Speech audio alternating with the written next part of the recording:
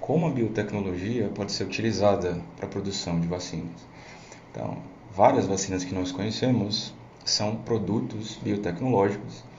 E por essa razão, existem uma série de aspectos interessantes que valem a pena a discussão. Tá? Eu sou doutor em biotecnologia, então vamos começar a nossa discussão. E eu começo falando sobre biotecnologia, inicialmente mostrando essa notícia recente, inclusive, né? Covid-19, o número de casos e óbitos tem maior queda desde 2021. Então, facilmente você consegue acessar essa notícia no site da Agência Brasil. Dentre as muitas coisas que são discutidas ao longo desse texto, existe um aspecto bastante interessante, que é a correlação entre o número de internações, o número de casos, a diminuição do número de internações e do número de casos, com a vacinação, com a progressão e a evolução da vacinação da população brasileira. Então, aqui, as vacinas como produtos de biotecnologia estão resolvendo um problema de saúde pública e, consequentemente, vão acabar resolvendo uma série de outros problemas econômicos, por exemplo. Só que antes da gente falar das vacinas, eu acho que já é de senso comum que elas são bem importantes, que elas são bastante interessantes, mas vale a pena antes a gente entender o que danado é imunização e como essas vacinas ocorrem, né? E como elas funcionam. Então aqui nesse modelo a gente está vendo como o seu corpo é capaz de desenvolver o que nós chamamos de imunidade. Tem problema quando ele deu uma travada aqui. Na hora que ele dá o zoom. Mas ele continua gravando? Não, tá de boa, mas assim, só fazer um teste aqui rapidinho, pai. Toda vez que eu for aqui eu vou usar o zoom algumas vezes, né? Agora tá de boa. Tá. Bom, então aqui nesse modelo nós podemos ver nessa ilustração como o seu corpo desenvolve defesas. Então esse é um modelo baseado no adoecimento, tá? Existem algumas formas de você conseguir desenvolver o que nós chamamos de imunidade ativa, que é quando o seu sistema imunológico ele é literalmente treinado para te defender ou para neutralizar agressores. Então nesse modelo o que a gente está observando? Então vamos pegar aqui o próprio coronavírus, tá? Então ele consegue inicialmente se absorver a célula hospedeira, tá? A gente vai falar mais lá na frente quem são esses receptores e essas proteínas, porque elas têm uma relação direta com essas vacinas.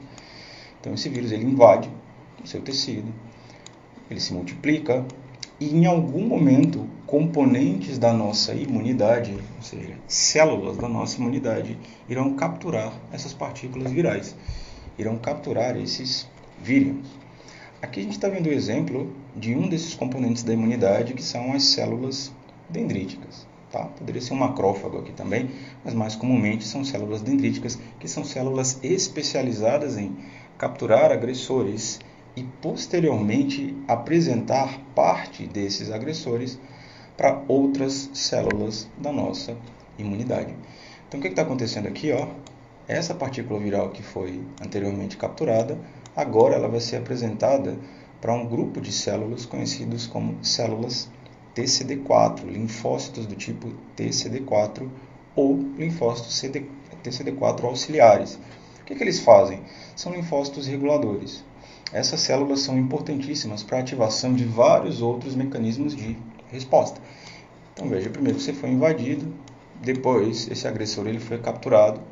Essa célula apresenta partes desse vírus para os linfócitos TCD4, que posteriormente vão desencadear respostas que nós chamamos de efetoras. Então, pode destruir uma célula sua que está invadida com vírus, ou, mais importante, né, e certamente mais conhecido de nós, a produção de anticorpos. Então, o que está acontecendo aqui? Ativamente, o seu sistema imunológico está sendo treinado nesse contexto contra o coronavírus. Tá? Poderia ser sarampo, poderia ser gripe, enfim, poderia ser qualquer outro tipo de agressor. Então esse é o exemplo natural, essa é a condição natural que você adquire imunidade. Professor, isso é seguro? É o que acontece com a maioria de nós, né? Quando você pegou catapora em algum momento na sua vida, quando você entrou em contato com alguma bactéria e eventualmente você acabou adoecendo. Só que aqui você precisa contar com sorte também. Por quê? Porque nesse curso, nesse caminho, o que está acontecendo? Bom, você está sofrendo, você está adoecendo. E espera-se que seu sistema imunológico seja capaz de responder de forma eficiente no tempo adequado. Caso contrário, se o vírus, que está em constante multiplicação, vencer essa batalha, o paciente ele pode vir a óbito. Então, naturalmente, algumas pessoas, quando adoecem, morrem e outras acabam adquirindo imunidade. Então, esse é o raciocínio central. Bom, por que eu contei essa história? De um jeito bem resumido, tá? E bem rápido. Porque existem outras formas de a gente conseguir imunizar ativamente o indivíduo.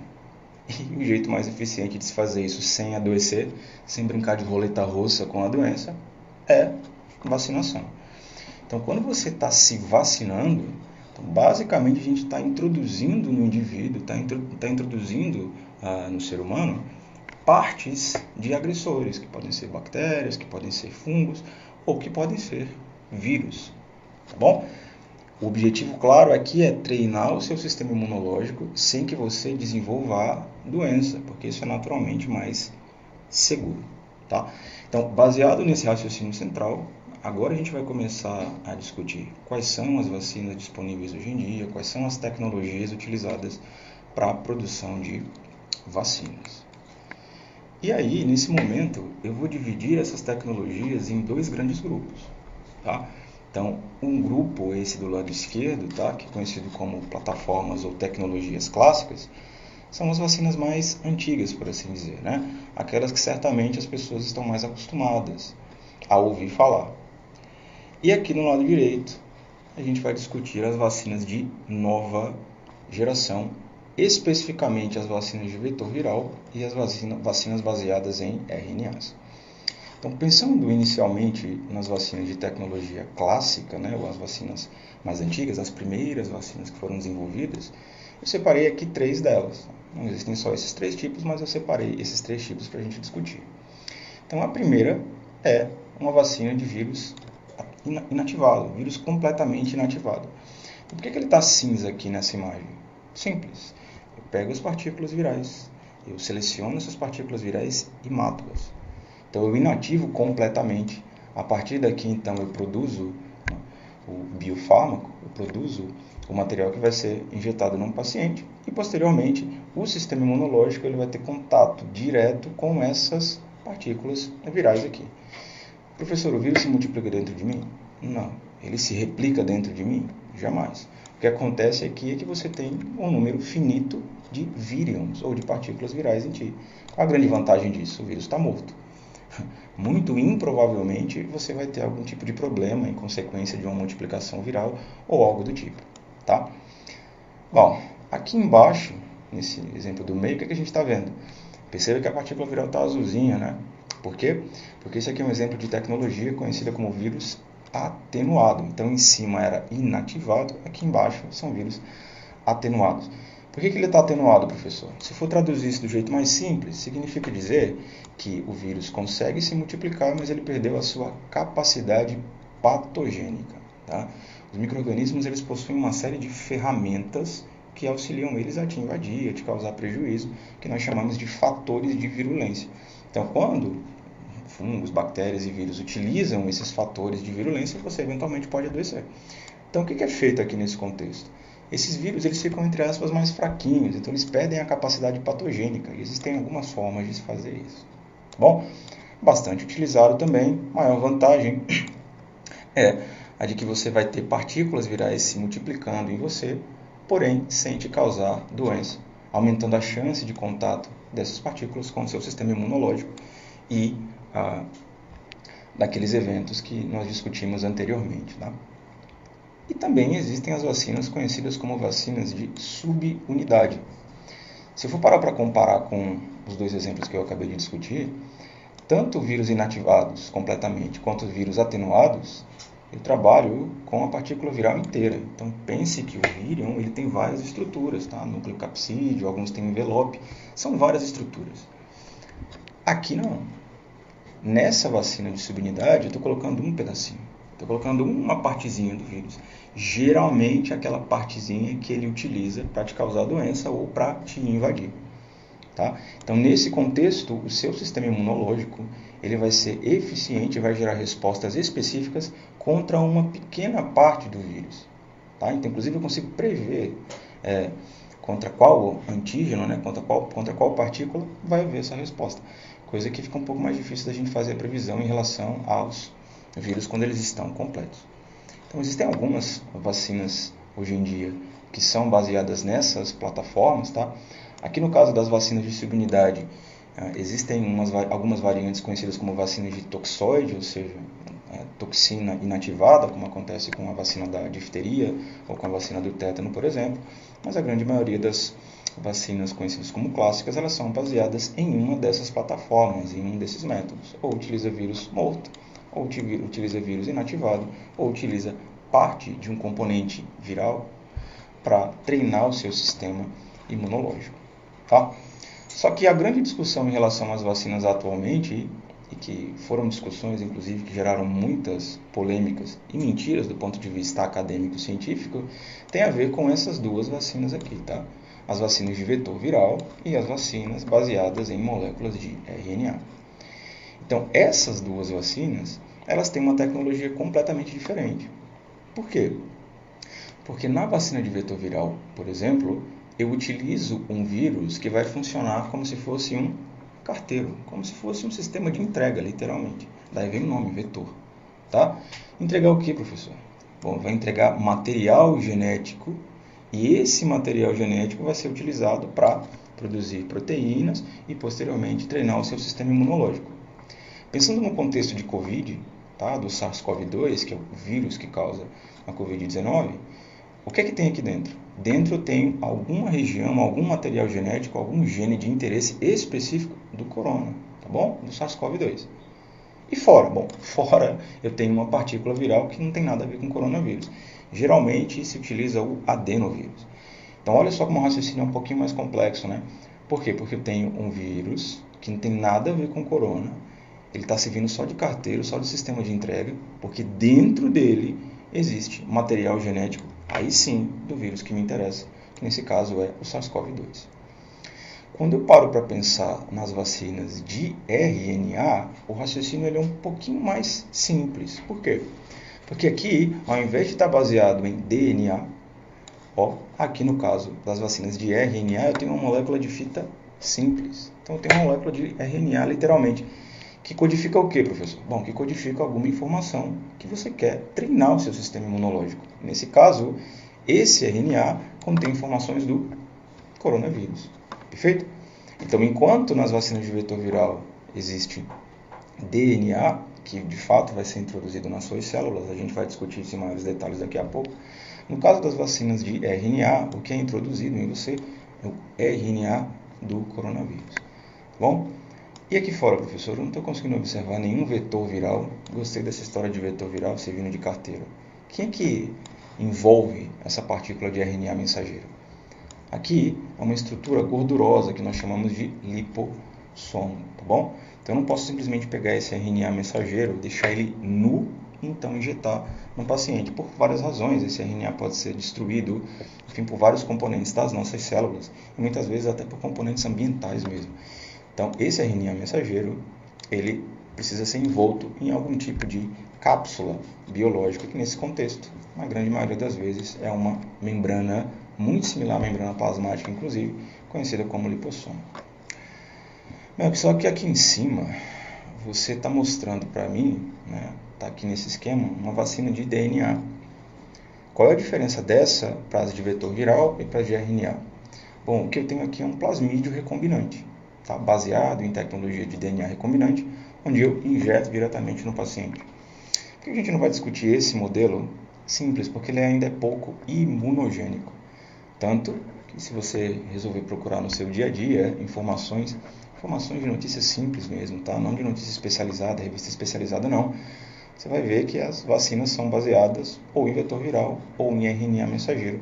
Nenhuma delas atualmente utilizada no Brasil é baseada na utilização de plasmídios e DNA diretamente introduzido no paciente. Perfeito? Então agora a gente vai começar a entender um pouco mais como essas vacinas são produzidas, como é que eu consigo então desenvolvê-las e posteriormente como elas funciona, tá? Então, a primeira delas, naturalmente, eu já havia mostrado para vocês, são as vacinas de vírus atenuado. Lembro que eu falei anteriormente, vacina de vírus atenuado. O vírus ainda tem capacidade replicativa, mas ele perdeu capacidade patogênica. Ele se multiplica em ti, mas não te causa doença. Via de regra é assim, né? Então, se você conhece a história do Edward Jenner, você provavelmente deve se lembrar que ele tentou treinar o sistema imunológico de seres humanos a partir de amostras que ele obteve de vacas doentes com varíola. Então, a varíola tem uma versão que é animal e outra versão que é humana. Então, o que o Edward Jenner fez? Ele simplesmente foi lá, pegou partículas virais, amostras biológicas da vaquinha que era doente, fazia essa inoculação em pessoas e, posteriormente, as pessoas não desenvolviam a varíola humana. Um raciocínio bem simples, uma história bem simples da gente relembrar o que Edward Jenner fez, tá?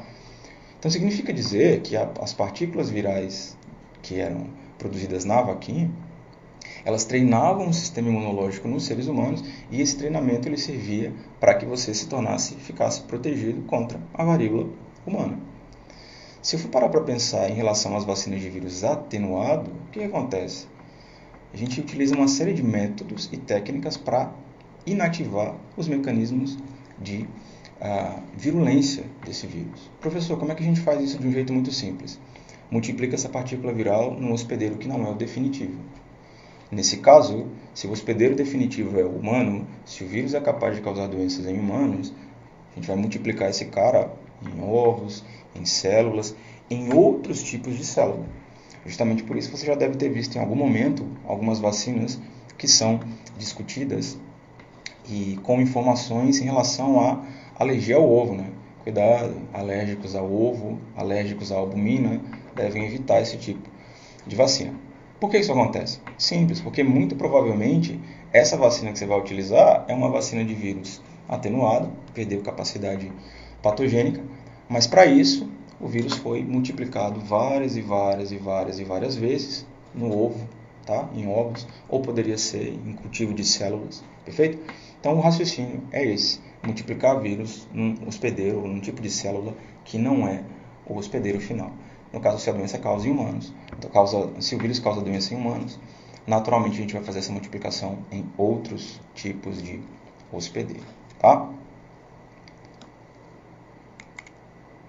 Bom, e aí o outro tipo são os vírus inativados. Então aqui o cara está, entre aspas, morto, né? Não vou dizer que é literalmente morto, porque existe bastante discussão em relação a se os vírus são vida ou não. Na verdade, eles não têm uma organização celular, por isso que eu chamo de partícula viral, vírus toda hora. Então, nas vacinas de vírus inativado, o que acontece é, eu utilizo substâncias químicas para fazer com que o vírus simplesmente pare de funcionar completamente. Perca, inclusive, a sua capacidade replicativa. Então, muito comumente, se ouve falar que se utiliza, por exemplo, formaldeído. Tá? Então, uma substância utilizada para inativar quimicamente esse vírus. Poderia ser calor também, enfim. Existem várias outras técnicas. O que você precisa lembrar é que, nesse caso, o vírus, quando ele for injetado em você, ele não vai se multiplicar. Ele está morto. Portanto, o seu sistema imunológico ele tem um número limitado de partículas virais para entrar em contato, processar, depois apresentar para os linfócitos TCD4 e, posteriormente, fazer o treinamento imunológico, tá? Das inúmeras respostas imunológicas que nós possuímos. Mas vamos simplificar o raciocínio? Bom, seu sistema imunológico ele vai ter uma quantidade limitada de partículas virais para gerar a produção de anticorpos em você. Simples assim, tá? E o outro exemplo de vacina baseada em plataformas clássicas, e aqui o raciocínio já muda um pouquinho, porque indiretamente também é baseado em tecnologias um pouco mais recentes, né? São as vacinas de subunidades ou vacinas de antígeno isolado, componentes virais isolados. Então eu preciso produzir parte desse vírus para então produzir a vacina e posteriormente fazer a inoculação, a introdução desse material numa pessoa ou num animal. E como é que eu faço para produzir industrialmente proteínas? Como é que eu faço para produzir proteínas em larga escala? Bom, para isso nós utilizamos a tecnologia do DNA recombinante. Por isso que, naturalmente, eu preciso conhecer qual é o genoma daquela espécie, qual é o genoma daquele vírus, qual é o material genético dele, para posteriormente eu, por exemplo, produzir vacinas de antígeno específico, tá bom? Isolado. Então aqui nós estamos vendo um esquema, um modelo baseado no vírus da hepatite B, tá? Então o antígeno, ou seja, o componente que vai treinar o seu sistema imunológico, ele é uma proteína e naturalmente ele possui um gene, tá bom? Uma informação genética. Então eu primeiro preciso conseguir esse gene desse antígeno, nesse caso aqui da vacina, do vírus da hepatite, e posteriormente eu vou introduzir esse gene em um vetor molecular, num plasmídio de bactéria, perfeito? Fundindo esses dois, nós temos o que nós chamamos de DNA recombinante. E aí, professor, o que a gente faz depois disso? Veja, você não quer o gene, você quer a proteína. Lembra que a lógica dessa vacina que a gente está discutindo é a subunidade. Eu quero aquela proteína para poder, então, treinar o meu sistema imunológico, tá bom? Então, eu vou pegar esse DNA recombinante e introduzir em uma célula que vai sintetizar a proteína para mim, que vai biosintetizar essas proteínas para mim. Então, dá uma olhadinha aqui que esse DNA recombinante veio para dentro dessa célula. Aqui é um exemplo de uma célula de fungo, uma levedura. Inclusive, se você tiver um pouquinho de curiosidade e for atrás, você vai descobrir que os antígenos, que as partículas da vacina da hepatite B foram produzidas por Saccharomyces cerevisiae. Então, existem algumas plataformas baseadas em Saccharomyces cerevisiae. Professor, o que é Saccharomyces cerevisiae? É o fungo que faz cerveja, é o fungo que faz pão. Você pode utilizar aquele fungo bonitinho para fazer pão ou cerveja, e do ponto de vista biotecnológico, você pode utilizar esses fungos para sintetizar antígeno de vacina da hepatite B. Bom, então aqui o fungo vai transcrever, traduzir a proteína, e aqui está a grande sacada industrial, tá bom? Porque eu consigo produzir esse micro-organismo em grandes tanques, então eu ganho escala de produção, e ao final eu purifico esse meu antígeno, essa proteína, no nosso contexto, né, do vírus da hepatite B, e posteriormente faço purificação, então invase e distribuição.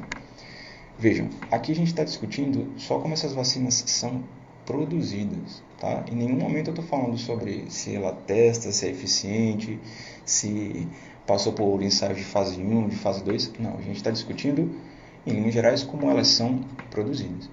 Então, os 3 métodos discutidos até aqui, atenuação de vírus, inativação de vírus ou produção de antígenos isolados, eles são baseados em ferramentas de biotecnologia. Então, se você não conhecia o conceito ou a definição do que é biotecnologia, lembre-se, todas as vezes que você estiver utilizando alguma célula, tecido ou produto celular, gerando algo que resolve, no nosso contexto, um problema de saúde, você está fazendo biotecnologia. Então, em essência, até mesmo as vacinas mais velhas, entre aspas, né, ou as vacinas que muitos acham que são mais seguras, porque foram desenvolvidas há muito mais tempo, elas também são baseadas em biotecnologia, em ferramentas biotecnológicas.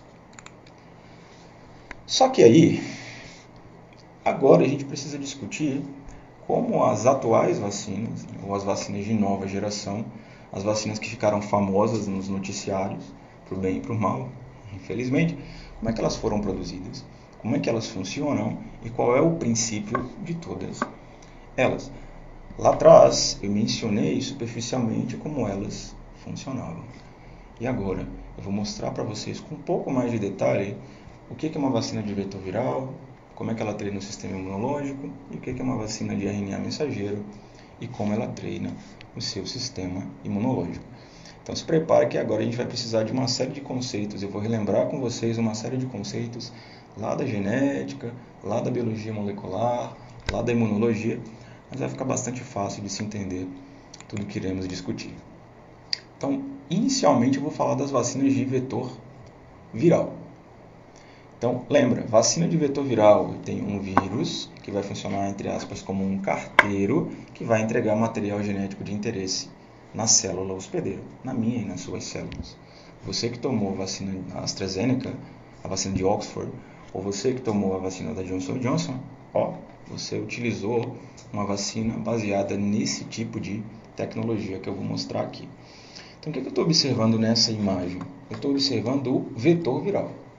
Então, esquece coronavírus agora, tá? A gente vai falar do coronavírus daqui a pouco. Aqui eu estou observando a estrutura de um vírus que vai carregar o material genético do coronavírus, do SARS-CoV-2. Então, perceba que ele tem de fato a estrutura de um vírus normal, assim como a gente já tinha discutido e visto lá atrás. Professor, qual é a principal característica de um vetor viral eficiente? Bom, para as vacinas, lembrem-se, esse vetor viral ele não é replicante. Então você anota isso aí lá no seu caderninho. Ele não é replicante. Significa dizer que se, por exemplo, eu introduzir em você 5 milhões de partículas virais dessa, acabou, não vai ter multiplicação. Então ela vai entregar o material genético do jeito que a gente vai discutir daqui a pouco, mas eu não vou ter esse vírus se multiplicando dentro de mim. Do ponto de vista de saúde, isso é bastante importante, tá? Porque torna a vacina mais segura. E no caso de vacina propriamente dita, porque a tecnologia do vetor viral ela pode ser aplicada em outros contextos, tá? Como edição de DNA, terapia gênica, outras coisas. Mas pensando em vacina, tem uma segunda característica que você não pode esquecer. Esse vetor viral que vai ser utilizado, ele não pode ser integrante. Ele vai entregar o material genético nas tuas células, mas o material genético não vai passar a fazer parte do teu DNA. Então, aquele monte de bobagem, é literalmente bobagem, que a gente viu no começo da pandemia, onde tinha algumas pessoas dizendo assim, olha, mas essa vacina vai mudar o meu DNA, olha, mas essa vacina vai ter problema A, B e C, olha, você vai virar isso, vai virar aquilo. Mentira. Por quê? Porque os vetores virais utilizados nas vacinas, tá? nessas vacinas, eles não são replicantes e eles não integram o material genético deles, ou nesse caso que ele está introduzindo em você, ao seu. Então, o material genético que ele entrega fica lá no núcleo, paradinho, sendo expresso, sendo transcrito com frequência, mas ele não se integra, ele não cola, ele não passa a fazer parte do DNA da sua célula, tá? Então, existem vários tipos de vetores virais. Então, existem lentivírus, que são utilizados como vetores. Existem os adenovírus. Existem tecnologias baseadas em herpes vírus. Bom, a gente não vai discutir os detalhes dos vetores virais, porque esse não é o nosso objetivo, né? O que certamente você tem que saber e lembrar é que, dependendo do que você quer fazer, dependendo de qual aplicação você vai dar, né, a esse vetor viral, você vai utilizar tipos diferentes, porque eles têm mecanismos de funcionamento específicos. Bom, então esse é o raciocínio central de um vetor viral que é utilizado nas nossas vacinas, em algumas vacinas que são utilizadas no Brasil e no mundo. Professor, então entendi. Peraí. Então, esse vetor viral ele vai carregar material genético e esse material genético vai ser entregue nas minhas células. Isso. Mas que material genético ele vai levar? No nosso caso, parte do material genético do coronavírus, especificamente relacionado a uma proteína conhecida como proteína S, ou proteína spike, ou proteína espinho, ou espículas do coronavírus. Então, lá atrás, quando a gente estava vendo a estrutura do coronavírus, no nosso segundo slide, vocês viram que aqueles vírus tinham como se fossem espinhos, né? E esses espinhos são proteínas importantíssimas para que o SARS-CoV-2 consiga invadir as tuas células. Então, é justamente isso, tá? Para que o vírus ele possa conseguir te invadir, ele necessariamente tem que te reconhecer e se ligar, ele tem que encostar para então conseguir entrar em você. Então veja, esse vetor viral, esse contexto de vetor viral, existe o material genético do coronavírus, codificando qual informação, professor? Proteína spike. Então, você vai produzir a proteína spike. Tá? Então, a informação genética da proteína S vai ser transcrita em você, vai ser traduzida em você e, posteriormente, ela vai ser capturada pelo seu sistema imunológico. E o que é que o vetor viral faz? Bom, ele vai lá entregar para você a informação genética do coronavírus. Então, vamos ver esse esqueminha aqui, tá? Então, essa aqui é uma imagem que ilustra muito bem e muito fácil de se entender, tá? Qual o mecanismo de ação de um vetor viral. Então, aqui a gente tem um adenovírus, inclusive usado na vacina da AstraZeneca, da Johnson & Johnson, tá? Bom, então dentro dele existe uma sequência gênica que te interessa. Aqui no nosso contexto qual é? O gene, a informação genética da proteína S do coronavírus. É contra essa proteína que eu quero treinar o seu sistema imunológico. Então, ó, esse vírus dentro de você ele vai passar da membrana plasmática e posteriormente ele vai chegar lá na membrana nuclear. E vai na membrana nuclear, após ela, né, deixar dentro do seu núcleo o material genético que vai ser utilizado. Então aqui o que ele está fazendo? Ó, ele veio de fora, entrou na tua célula, passou pela membrana plasmática, passou pelo citoplasma, chegou lá na carioteca, na membrana nuclear, então ele se liga e posteriormente vai deixar o material genético lá no seu núcleo. Por que isso é verdade? Por que tem que ser assim? Lembrem-se, em eucariotos como nós, o processo de transcrição acontece no núcleo. Tá bom? Se a gente estivesse falando de bactéria, o raciocínio ia ser um pouquinho diferente. Então, todo o maquinário, todas as proteínas necessárias para que um gene seja transcrito, residem no núcleo. Então, faz todo sentido que esse vetor viral seja capaz de chegar até o núcleo das suas células, então, entregar esse material genético lá, tá bom? E aí eu vou frisar mais uma vez. Ele deixa esse material genético lá, essas sequências serão transcritas, posteriormente serão traduzidas no citoplasma, mas elas não se colam, elas não se integram ao seu DNA. Perfeito? Então, professor, posteriormente vai acontecer o quê? Bom, então, essa sequência gênica vai ser transcrita aqui no núcleo e posteriormente esse RNA mensageiro com as características necessárias para que ele seja deslocado, né, para que ele consiga se movimentar para o citoplasma, ele chega até o citoplasma, onde ele vai ser traduzido por ribossomos 80S, né, eucarióticos. Perfeito? Então, esse é o raciocínio. Então, passou primeiro pela membrana, depois o vetor viral entrega no núcleo, o material genético aqui é transcrito e, posteriormente, ele vai ser traduzido no citoplasma. Qual é a grande sacada? Essa aqui, essa proteína. Então, significa dizer que essa tecnologia de vacina ela é baseada na utilização do seu sistema de transcrição e de tradução para que você produza em grandes quantidades a proteína spike. Então é essa proteína aqui que posteriormente vai ser capturada e reconhecida pelo seu sistema imunológico. Então eu posso te dizer, certamente, que se deu tudo certo, se você conseguiu gerar resposta imunológica, porque existem vários fatores que determinam isso, mas se você gerou resposta imunológica, pode apostar, você gerou resposta imunológica específica contra o alvo que o seu sistema imunológico foi treinado. No caso, a proteína S, a proteína spike. Daqui a pouco eu vou mostrar para vocês e vou discutir e explicar por que esse treinamento específico é tão importante, tá? E por que ele torna essas vacinas tão eficientes. Então, esse é o raciocínio básico de uma vacina de vetor viral. Melk, eu posso aplicar essa tecnologia em outros contextos? Pode. Esse esquema, por exemplo, que eu estou mostrando para vocês, é o esquema utilizado para se fazer terapia gênica, por exemplo, que é um outro produto biotecnológico, uma outra ferramenta biotecnológica. Mas se eu quisesse colocar num vetor viral como esse, a sequência contra um vírus que causa uma outra doença, poderia fazer, certo? Então, essa sequência que fica dentro desse vetor viral, ela é editável, tá bom? Eu posso então customizar esse sistema para eventualmente qualquer tipo de aplicação ou doença que eu queira fazer o treinamento. E vou te falar uma coisa, pode apostar e escrever isso que eu vou te falar.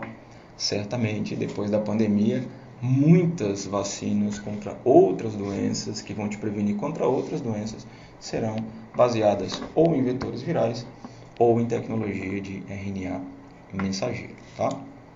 Então, dando continuidade ao outro tipo de vacina que a gente precisa discutir, aqui nós estamos vendo um esquema, uma estrutura que explica como funciona uma vacina de RNA mensageiro. Então, deixa um pouquinho de lado aquela ideia dos vetores virais, aquele mecanismo de funcionamento das vacinas de vetor viral e da função do vetor viral nesse contexto. E agora, vamos mudar a chavinha para as vacinas de RNA mensageiro. Então, a primeira diferença clara é o tipo de molécula que vai ser introduzida dentro de você. Vacina de vetor viral coloca em você uma sequência de DNA, que vai ser transcrita, traduzida, enfim, como a gente já discutiu agora há pouco. Uma vacina de RNA mensageiro introduz uma estrutura de fita simples, um ácido nucleico de fita simples, uma molécula de RNA. E aqui nessa imagem, a gente consegue reconhecer uma série de características extremamente importantes para que essa vacina, né, esse sistema de treinamento imunológico funcione. Então, aqui nessa imagem, eu observo um RNA mensageiro com estrutura eucariótica. Você fala assim, vixe, professor, eu estou vendo só um monte de caixinha azul, bolinha, cilindro verde, mas olhando essa imagem, você consegue reconhecer que é um RNA mensageiro. Por quê? Primeiro, aqui eu observo uma estrutura conhecida como estrutura CAP. Isso só existe em RNA mensageiro eucariótico. O seu sistema de tradução só é capaz de reconhecer RNAs mensageiros que tem essa estrutura aqui na região 5' Então, primeira característica importante. Segunda, cauda poliar, bonitinha, estrutura também característica de RNAs mensageiros eucarióticos. E aqui nessa região central, tá, é onde vai estar a informação que codifica a proteína que nos interessa. Então, nesse contexto, aqui nessa barrinha verde, nesse cilindro verde, o que eu tenho são sequências que codificam a proteína spike, a proteína S. Então, lembra que eu falei lá atrás? O raciocínio é treinar o seu sistema imunológico contra a proteína S. Aqui se repete. A diferença é a molécula que vai ser inoculada em você para que esse treinamento, então, ocorra. Então, esse RNA mensageiro, ele é baseado na sequência da proteína spike, da proteína S. Beleza, professor. Isso eu entendi. Então, parece que treinar o sistema de defesa, treinar o sistema imunológico contra essa proteína aí, parece ser bastante eficiente, já que existem diversos grupos ao redor do mundo que utilizam exatamente essa estratégia de treinamento. Só que agora, nessa imagem, a gente está vendo como essas vacinas funcionam de fato. Então, nós vamos discutir esse esquema daqui de cima, tá bom? Então, o que é que eu estou observando aqui?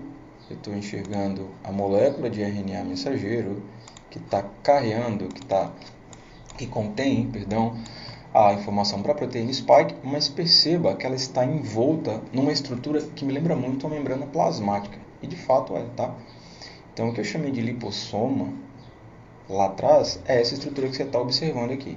Então aqui dentro está a molécula de RNA mensageiro e protegendo ela, está o lipossoma, tá? Que tem uma estrutura muito similar à membrana plasmática. E tem duas funções importantes, inclusive essa estrutura. A primeira é facilitar a penetração na célula hospedeira.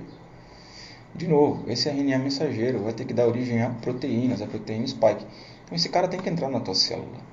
Então é muito mais fácil, é muito mais provável que esse RNA mensageiro consiga entrar nas tuas células, tá, musculares ou células de defesa, se ele estiver envolto por uma estrutura que é similar à membrana plasmática. Então, essa passagem vai ficar muito mais fácil. Então, olha aqui esse terceiro momento. Então, essa estrutura ela já está dentro da célula. Então, ela vai ser completamente desconstruída. Então, esse RNA mensageiro vai ficar disponível no citoplasma. E você presta atenção nisso. Porque vetor viral, o material genético, quando era entregue, estava no núcleo. Aqui não. Tecnologia baseada em RNA mensageiro. Essa estrutura ela é entregue no citoplasma. E se você tentar lembrar bem, por que isso é importante? Porque a tradução acontece no citoplasma. A gente está falando de célula eucariótica aqui, não esquece disso. Bom, professor, então você está dizendo para mim que a tecnologia baseada em RNA mensageiro pula aquela etapa de transcrição, depois o RNA mensageiro tem que sair do núcleo para o citoplasma? Isso. Então, quando essa molécula ela entra no citoplasma, ela já é rapidamente reconhecida pelos ribossomos. A gente viu que ela tem a estrutura necessária para ser reconhecida pelos ribossomos e, posteriormente, ela vai ser traduzida. Por isso que, muito provavelmente, você vai encontrar em vários locais as pessoas falando assim: olha, as vacinas baseadas em RNA mensageiro geram respostas mais robustas, treinamento mais rápido, você começa a treinar o sistema imunológico mais rapidamente. Agora você sabe por quê. Entrou essa sequência, rapidamente ela é traduzida. Tá bom? Bom, e aí, o que eu tenho aqui do lado direito? Eu estou observando que seria a minha proteína spike. Então, essa proteína que foi sintetizada pelo seu maquinário de tradução, posteriormente ela vai ser apresentada para o sistema imunológico. Tá bom? Então, existem sistemas específicos de apresentação de antígenos ou de partículas agressoras. Né? Complexo maior disso, a compatibilidade 1 e 2. A gente não vai discutir isso porque é um raciocínio da imunologia. O que você tem que entender do ponto de vista biotecnológico é que essa proteína que você sintetizou, ela vai ser apresentada para várias células da imunidade, principalmente aquelas que nós vimos lá no início, né, as células dendríticas, que posteriormente vão gerar respostas de linfócitos TCD4 e desencadear, por exemplo, a produção de anticorpos. Então, entenda o raciocínio. Você vai ter anticorpos específicos contra o agressor que você foi treinado. Seu sistema imunológico foi treinado contra a proteína spike, então, naturalmente, esses seus anticorpos serão capazes de neutralizar esses agressores. Como todo coronavírus tem proteína spike, bom, você vai estar sendo treinado contra um componente do vírus que vai ser bastante eficiente para neutralizá-lo. Tá? Então, são duas tecnologias bem diferentes, mas que ao final geram respostas de treinamento imunológico bastante robusto, respostas ativas bastante robustas. Tá? Bom, e aqui uma imagem que ilustra de um jeito um pouco mais funcional, tá? Então, o mesmo raciocínio que a gente acabou de ver, esse mesmo raciocínio que a gente acabou de discutir, perdão, dei um zoom aqui, tá? Então, essas partículas de RNA mensageiro, elas podem estar tanto nas suas células de defesa, então, as suas células dendríticas podem entrar em contato com esse RNA mensageiro e posteriormente fazer o processamento que a gente já discutiu, ou essas partículas podem entrar nas suas células musculares e aí acontecer exatamente o processo que a gente acabou de discutir e posteriormente as suas células musculares apresentarem a proteína spike para o seu sistema imunológico. Então faz sentido, né? Você ter uma administração intramuscular das vacinas da Pfizer, das vacinas da Johnson & Johnson ou da AstraZeneca. A vacina da Pfizer, muito famosa hoje em dia, né? Algumas pessoas, aliás, têm chamado indivíduos que procuram a vacina da Pfizer de sommelier de vacina, mas a vacina da Pfizer, por exemplo, é baseada nesse tipo de tecnologia, uma vacina de RNA mensageiro. Beleza, professor. Acho que consegui entender que as vacinas de RNA mensageiro e vetor viral têm uma característica bem diferente daquelas que nós vimos inicialmente.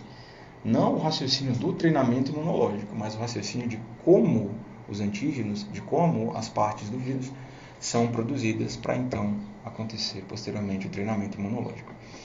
E aqui eu trouxe uma outra informação bastante interessante que mostra como a biotecnologia, além de ser importante para se compreender o processo e gerar novos tipos de vacina, também é importante para que eu consiga produzir industrialmente essas minhas vacinas, tá? As vacinas de vetores virais e, nesse caso, as vacinas de RNA mensageiro.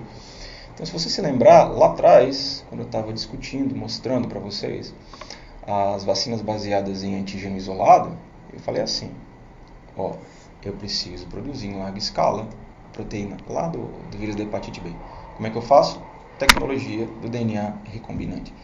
Quer dizer, então, que se você prestar atenção aqui, você vai se dar conta que a tecnologia do DNA recombinante ela também é utilizada para que eu consiga produzir os RNAs mensageiros, que eu vou colocar dentro de um lipossoma, colocar no vidrinho da vacina e posteriormente fazer a administração, a injeção em você. Tá? Então aqui não é o raciocínio de como a vacina funciona não, viu? Isso aqui é o raciocínio de como ela é sintetizada, como é que ela é produzida industrialmente. Então aquela sequência do coronavírus, da proteína spike, colocada num plasmídio, aí industrialmente eu faço a produção desses RNAs mensageiros, utilizando RNAs polimerase específicas. Quando eu tenho uma fita simples, eu posso posteriormente fazer o encapsulamento. Então o que é encapsulamento, professor? É pegar aquela estrutura bonitinha de gordura, aquela membrana do lipossoma, e então fazer o envolvimento da molécula de RNA mensageiro, tá? Então está aqui o RNA mensageiro prontinho, que posteriormente ele vai ser encapsulado. Eu discuti com vocês, mostrei na verdade, né, que se utiliza muito os lipossomas, que parecem com a membrana plasmática estruturalmente. Mas veja que existem outras tecnologias de encapsulamento que podem ser utilizadas também para se produzir essas vacinas, tá? E aí, naturalmente, conhecendo o contexto de debate e discussão em relação a essas vacinas, saibam que essas vacinas foram desenvolvidas há bastante tempo. Daqui a pouco eu vou contar a historinha da idealizadora das vacinas de RNA mensageiro, que vai deixar ainda mais claro que elas são tecnologias relativamente antigas. Não é tão velha assim, mas também joga por terra certamente essa história de que elas foram desenvolvidas num tempo muito rápido, num tempo recorde, e por isso que teoricamente elas não seriam seguras. Elas são seguras sim, porque há vários anos elas vêm sendo desenvolvidas. Aqui a gente falando no caso das vacinas de RNA mensageiro, tá? Então veja, desenvolvimento de vacinas de RNA mensageiro, olha o ano, 2012. Então, esse tipo de tecnologia já estava sendo discutida no artigo de revisão, isso aqui é um artigo de revisão, lá em 2012. Trabalhos mais novos, novas plataformas para produção de vacina da Covid-19. Nova era da vacinologia, vacinas de RNA mensageiro. Então, existem vários trabalhos mostrando como essas vacinas são eficientes e como elas podem ser muito úteis para nós, porque se você perceber bem, se você parar para raciocinar bem, elas fazem treinamento imunológico bastante específico e bastante eficiente. Então, vamos parar para analisar o contexto que nós temos hoje no Brasil? Professor, eu entendi a lógica das vacinas, a biotecnologia relacionada a elas, mas o que é que eu tenho de disponível atualmente para então utilizar como vacina, né? Então, as vacinas de vetor viral disponíveis hoje no Brasil são as vacinas da Johnson & Johnson e da AstraZeneca, como eu já havia mencionado anteriormente. Então, essas duas vacinas de empresas de biotecnologia diferente utilizam o vetor viral como mecanismo de treinamento e o vetor viral conhecido como adenovírus 26, tá? Veja que o vetor viral é exatamente o mesmo, AD26 vem de adenovírus.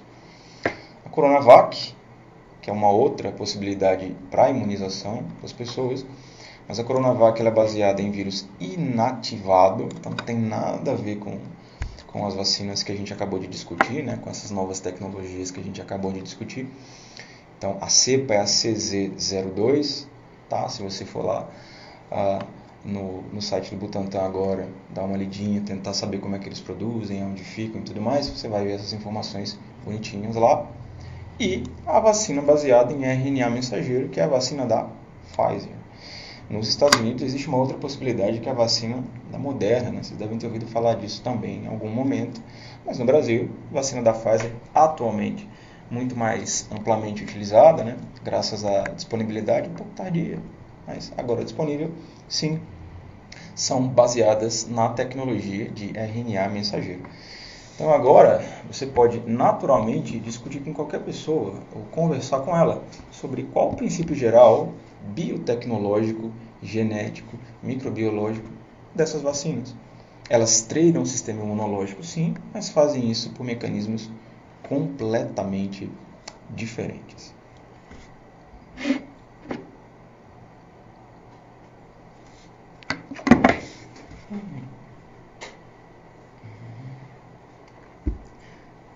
Eu tô distraído aqui. Tá fazendo muito barulho quando eu aperto aqui. Tá de boa. Você vê que eu tô aprendendo.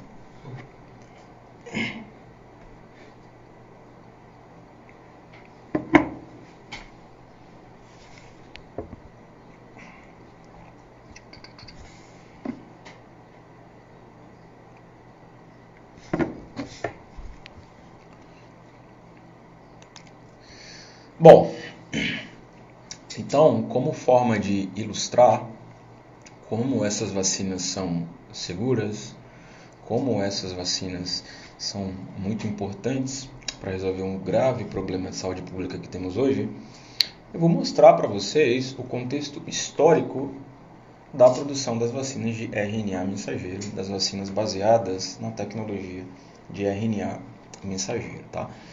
Então, se você nunca ouviu falar, essa senhorinha muito bonita que está aqui, do lado direito, se chama Katalin Karikó. Ela é húngara, vive nos Estados Unidos, mas é húngara, tá? Por isso que o nome é tão bonitinho, Karikó, né? Então, foi essa senhora que, junto com suas pesquisas ao longo dos seus anos de desenvolvimento e pesquisa como bioquímica, percebeu o grande potencial da utilização do RNA mensageiro como molécula para utilização terapêutica, ou nesse caso de profilaxia, né? Produção de vacinas. Então, lá nos anos 90, no começo dos anos 90, a Katalin Karikó começou então a desenvolver o que hoje nós utilizamos facilmente, com frequência, de forma gratuita, na forma de vacina, para treinar o nosso sistema imunológico contra um componente específico do coronavírus. Então você está vendo aqui um resuminho do que eu acabei de falar, né? Proteína spike do coronavírus, ela é só uma partezinha. Produção da vacina de RNA mensageiro, administração no indivíduo, por consequência, nós temos a produção de mecanismos de defesa, tá? Então, lembra, lá nos anos 90, essa senhorinha começou a desenvolver esse tipo de tecnologia. Então, tá aqui, uma imagem bonita, mostrando aonde o cientista tem que estar. Cientista, o ambiente natural dele é o laboratório. E se você se der conta, você vai perceber que nessa foto ela estava bem mais jovem do que ela está agora, né? Então, aqui, o que ela estava fazendo nesse período? Desenvolvendo vacina. Vários de vocês que estão ouvindo essa nossa discussão agora, que estão acompanhando essas informações, não eram nem nascidos quando ela estava lá trabalhando arduamente para que você conseguisse estar vacinado hoje. Se você tem 20 anos, se você tem 18 anos, você muito provavelmente não era nascido quando ela estava desenvolvendo tudo isso. Perfeito? E outra informação importante e relevante sobre ela é que ela é a vice-presidente da BioNTech. Se você nunca ouviu falar, essa vacina, a vacina do coronavírus, né, contra o coronavírus, SARS-CoV-2, ela é um produto da Pfizer com uma outra empresa chamada de BioNTech. Então veja, ela é cientista, passou vários anos desenvolvendo, produzindo esse tipo de produto, essa tecnologia, mas ela também conseguiu colocar esses produtos, que eram só teóricos no início, disponíveis para a população. Perfeito? E aí eu trouxe alguns trabalhos para ilustrar e comprovar exatamente isso que eu estou contando para você, né? Você pode simplesmente fazer assim, vixe, o professor deve ser daqueles cientistas que quer defender os colegas da área dele. Mas não é o caso não, viu? Quando eu digo que elas estão sendo desenvolvidas há muito tempo, desde os anos 90, é verdade. Se você der uma olhadinha aqui, esse trabalho, por exemplo, ele vem de 2005, olha aqui o ano, Aqui vem todas as informações da revista e aqui o ano, 2005.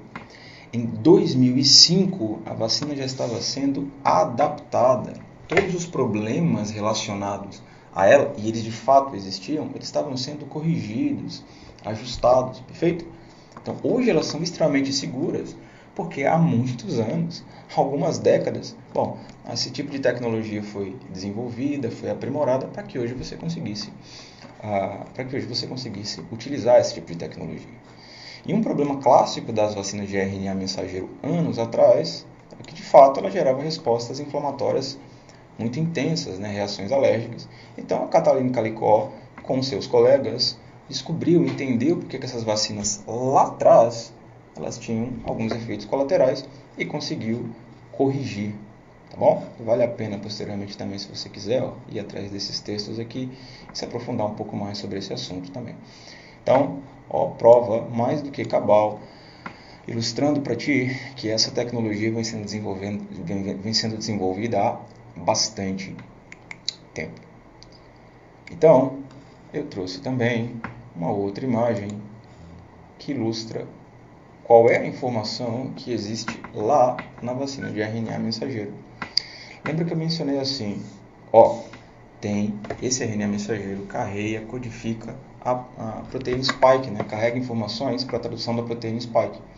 Se eu pegasse aquela molécula de RNA mensageiro e desse um zoom, fosse enxergar ela bem de pertinho, era exatamente isso que eu ia conseguir observar. Veja que aqui existem vários Cs, Us, Gs, As, caracteristicamente uma molécula de RNA mensageiro. Então essas são as informações de RNA, informações genéticas, que os seus ribossomos leem e traduzem em algo que nós conhecemos como a proteína spike. Tá bom? Então, aqui está a estrutura do RNA mensageiro e a sequência. Professor, qual é uma das principais vantagens desse tipo de tecnologia? A gente já vai falar sobre as mutações que algumas cepas virais acabaram adquirindo, desenvolvendo. Mas se você se der conta, dá uma olhadinha aqui do lado direito. Eu tenho uma numeração, né? 100, 200, 300, 400, enfim, sequência inteira. Mais de 4.200 nucleotídeos. Com uma vacina dessa, a gente consegue, com uma velocidade bastante rápida, reconhecer, por exemplo, uma região que foi mutada e posteriormente fazer a substituição. Então, digamos que essa região da proteína spike lá do coronavírus, da variante Epsilon, Delta, P1, a gente ouve isso nos jornais com frequência, né? Então, imagine que essa região aqui, essa sequência mudou. Ó, aqui tá G, U, G, G, G, C. Imagina que mudou lá no coronavírus, uma nova cepa. Então, a gente consegue, na vacina, trocar exatamente a região que foi mutada e, posteriormente, adaptar muito mais rapidamente do que se eu fosse trabalhar com as demais tecnologias. Então, por isso que você muito provavelmente deve ter ouvido falar, né, ou lido em notícias, que a Pfizer e a BioNTech mencionou que em poucos meses seria capaz de fazer uma adaptação, de produzir a vacina específica contra alguma dessas variantes, né, dessas tantas variantes que têm surgido ao longo dos últimos meses, em função do atraso na vacinação ao redor do mundo. Então, essa é a resposta. Não é porque é inseguro, não. É porque a tecnologia em si ela é bastante customizável, facilita muito a nossa vida quando, por exemplo, precisamos aplicar num outro contexto, contra uma outra cepa. E lembrando que esse tipo de raciocínio a gente está discutindo em relação à vacina contra o SARS-CoV-2, né? O novo coronavírus. Mas a gente consegue aplicar exatamente esse mesmo raciocínio contra outros vírus. Eu posso aplicar esse raciocínio para treinar o seu sistema imunológico contra antígenos ou componentes de câncer. Então, as aplicações desse tipo de tecnologia são muito diversas, tá? E justamente por isso que ela é uma ferramenta tão poderosa, e justamente por isso que um grupo farmacêutico tão poderoso quanto a Pfizer resolveu apostar nesse tipo de tecnologia, tá? Marcos, olha um pouquinho de água, por favor. Porque eu tô parecendo um carro a álcool hoje. Bebendo tudo, hã? Café? Não, café não. Valeu, obrigado.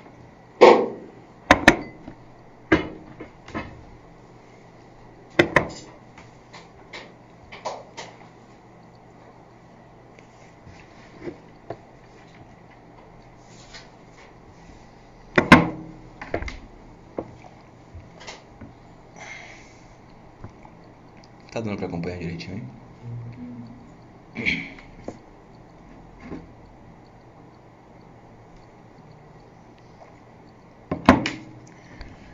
Essa criatura aqui que eu tô mostrando, né? Essa pesquisadora, nos anos 90 ela ficava batendo pedindo financiamento. Oh, tem uma tecnologia aqui pra tratar câncer. Tratar câncer tá louca? Tem noção? Que isso aí? Aí, ó. Quanto que a Pfizer tá ganhando agora de dinheiro? Foda. Cientista é tudo assim, ninguém acredita na gente no começo. Os que prestam, né?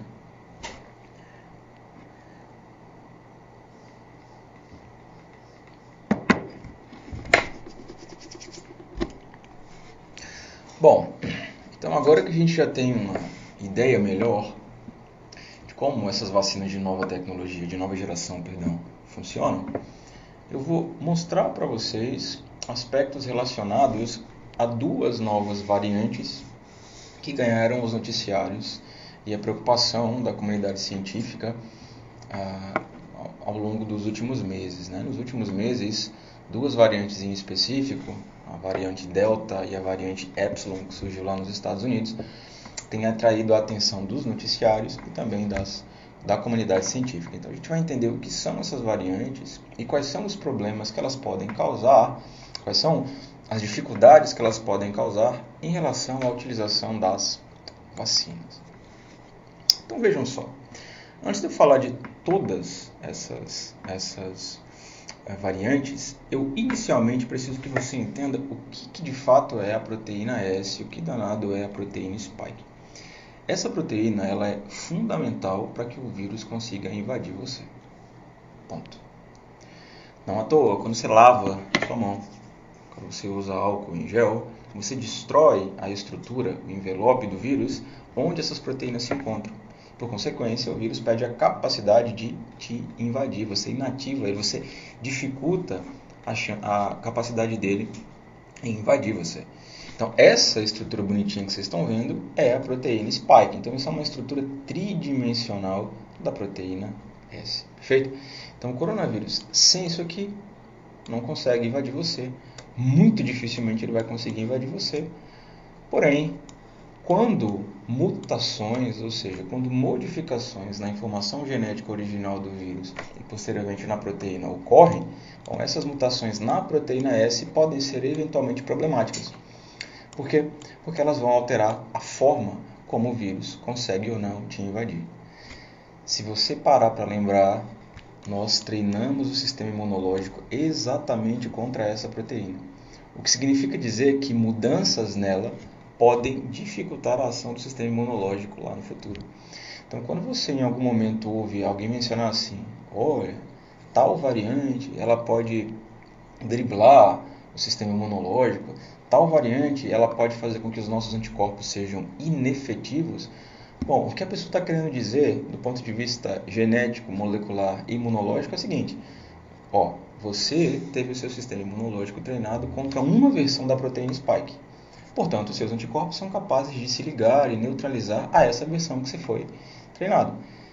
Se surge uma nova variante e essa nova variante tem uma outra versão da proteína S, bom, pode ser, pode, estou dizendo que pode, estou dizendo que vai. Pode ser que o seu sistema imunológico, que seus anticorpos percam a eficiência que eles tinham anteriormente. Tá? Então, os seus anticorpos se ligam a essa estrutura aqui, a proteína spike. Então, nesse modelinho, nesse esquema que vocês estão vendo aqui, o que acontece? Está aqui SARS-CoV-2, novo coronavírus. Veja que nessa região mais externa, você está observando o envelope, e ligado, imerso nesse envelope, eu estou enxergando a proteína spike. Então, essa proteína spike, essa proteína S, se liga a um grupo de receptores existentes em nossos tecidos vascularizados, conhecido como proteína ACE2, enzima conversora de angiotensina 2. Todo mundo tem isso aqui. Nossos tecidos vascularizados estão cheios dessa proteína que fica na membrana das nossas células. Então, a proteína spike ela é capaz de se ligar a esse receptor nosso, esse receptor que é humano. Tá? Qual é a lógica do anticorpo? Qual é a lógica da vacinação? É treinar o seu sistema de defesa para neutralizar essa proteína spike. Então, se elas são neutralizadas, o vírus ele não consegue se encaixar nos seus receptores e, por consequência, ele não consegue te invadir. Então, a gente treina o seu sistema imunológico contra essa proteína spike. Agora, se o vírus muta, se ele tem uma nova versão onde essa proteína modifica, bom, o que vai acontecer? Os anticorpos eles serão menos eficientes em se ligar a essas proteínas e, por consequência, ele vai ter mais chance de se ligar aos receptores ACE2 e te invadir posteriormente. Então, é por isso que a gente discute tanto a importância de evitar que essas mutações ocorram, porque quando essas mutações nos vírus ocorrem na proteína spike, isso representa um perigo bastante grande. Perfeito? Bom, e algumas dessas mutações já estão acontecendo, já estão sendo catalogadas. Eu quero deixar claro que mutação em vírus acontece com frequência, tá? Isso é uma característica natural deles. Então, todo vírus se replica bastante e quanto mais ele se replica, maior a chance de acúmulo de mutações. Então, essa é a lógica do fique em casa, essa é a lógica do use máscara, essa é a lógica do vamos vacinar todo mundo. Se você dificulta o espalhamento do vírus, por consequência, ele se replica menos, se multiplica menos, diminui as chances de acúmulo de mutações e essas mutações podem estar associadas a novas variantes. Então, aqui a gente está vendo a variante Delta, tá? Que surgiu na Índia. Então, ela é conhecida como B16172 ou variante Delta, né? Variante Delta é mais fácil da gente discutir e conversar. Onde é que ela surgiu? Na Índia.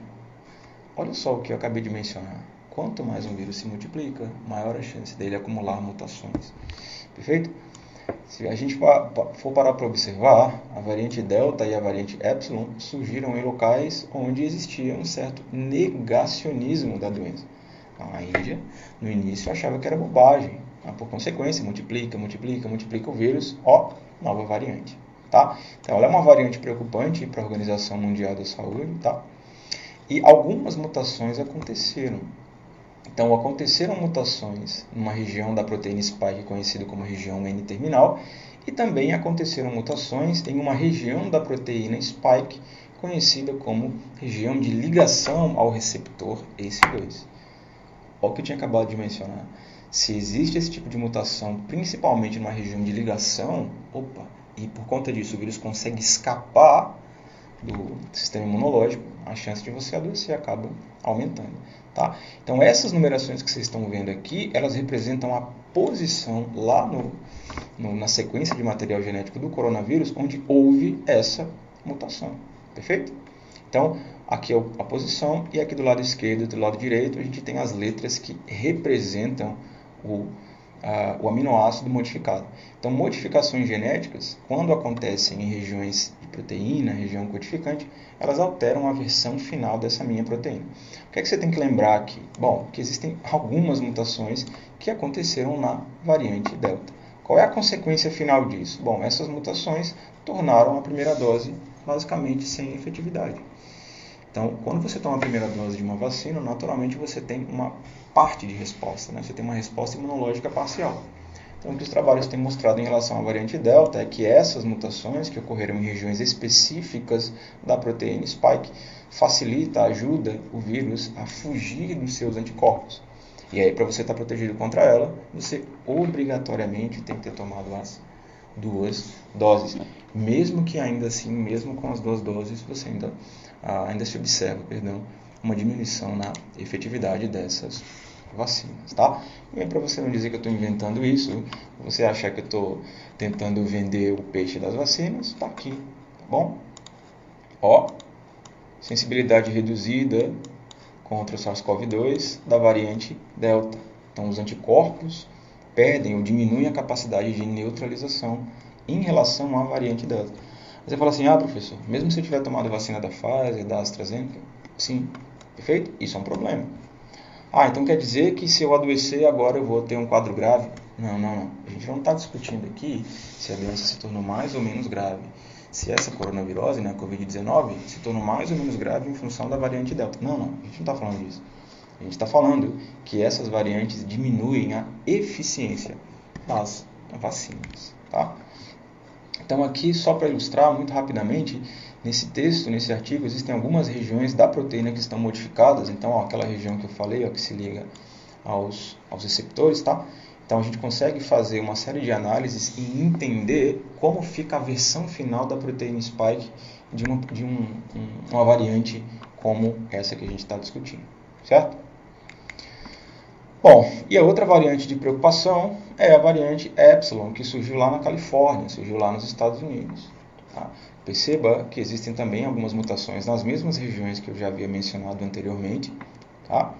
Bom, do ponto de vista genético, acredita-se que essa variante lá nos Estados Unidos surgiu mais ou menos em 2020, metade do ano de 2020, isso aqui é um valor aproximado de uma análise genética conhecida como relógio molecular. Bom, a gente tem como sim rastrear quando uma mutação genética surgiu, quando ela aconteceu, tá bom? Mas o que interessa nesse contexto é que essa variante, a variante Epsilon, com essas modificações, com essas mutações, pode diminuir em até 2 vezes a eficiência das vacinas, perfeito? Isso é bastante preocupante, tá? Então perceba aqui, que a variante Epsilon, ela é muito mais comum, a propagação dela é muito mais intensa no hemisfério norte, especificamente nos Estados Unidos, e nos Estados Unidos ainda mais comum na Califórnia, tá? Então, se você der uma observadinha nesse gráfico aqui, o que é que eu estou vendo? Eu estou vendo em azul e em laranja a variante Epsilon, tá? Que é conhecida também por essa nomenclatura, B1427 ou B1429. Tá? Então, perceba que em relação a todos os casos no mundo, a frequência dela ainda é pequena. Nos Estados Unidos é maior. Então é muito mais comum, muito mais facilmente eu encontro a variante Epsilon nos Estados Unidos do que no resto do mundo. Agora, quando eu comparo com o número de casos de pessoas com Covid-19 lá na Califórnia, veja que a quantidade de casos causados pela variante Epsilon é altíssima. Bom, por que isso aconteceu? Certamente tem um monte de gente que está vacinada e, o que os dados têm mostrado é que essa variante, especificamente, ela tem uma certa capacidade de conseguir fugir das suas respostas imunológicas, das suas respostas de neutralização em relação aos anticorpos, perfeito? Então, está aqui um resultado facinho demais de se enxergar. Então, vou contar rapidamente o que é que ele significa. Então, esse é um resultado desse trabalho, desse artigo. Então, observe que que a eficiência, nesse caso, quanto maior, melhor, tá? Nesse gráfico. Então, observe que, ó, quando a gente considera a variante epsilon, a capacidade de neutralização de anticorpos diminui, perfeito? Você tem que levar em consideração que quanto mais alto esse valor, melhor. Então, o que é G614, professor? Isso aqui é um tipo de coronavírus, tá? Como se fosse um coronavírus padrão. Então, quando a gente para comparar com a eficiência das vacinas, veja que o valor fica menor quando eu estou analisando a capacidade de neutralização de anticorpos contra a variante epsilon, tá? Isso também é válido para vacina da Pfizer ou a vacina da AstraZeneca também. Veja que aqui, ó, tem uma comparação em relação, nos Estados Unidos, muito comumente as pessoas utilizam a vacina da Moderna, tá? Ó, perfil se repete. Então, contra um coronavírus normal, existe uma característica de neutralização melhor quando eu comparo com a variante Epsilon, o mesmo acontecendo com a vacina da Pfizer e da BioNTech. Veja que esses valores estão aqui relativamente menores. Então, estatisticamente, sim, a gente já sabe que essas novas variantes podem diminuir a eficiência das vacinas. Do produto final dessa vacina, que é a resposta imunológica do seu sistema de defesa. Professor, então significa dizer que se eu tomar vacina, entrar em contato com essas novas cepas, com essas novas variantes, eu vou adoecer? Não. Significa dizer que você tem mais chance de adoecer ou de desenvolver Covid-19 caso você entre em contato com essas variantes. Por isso que, do ponto de vista biotecnológico, são tão importantes essas tecnologias todas que nós discutimos até aqui.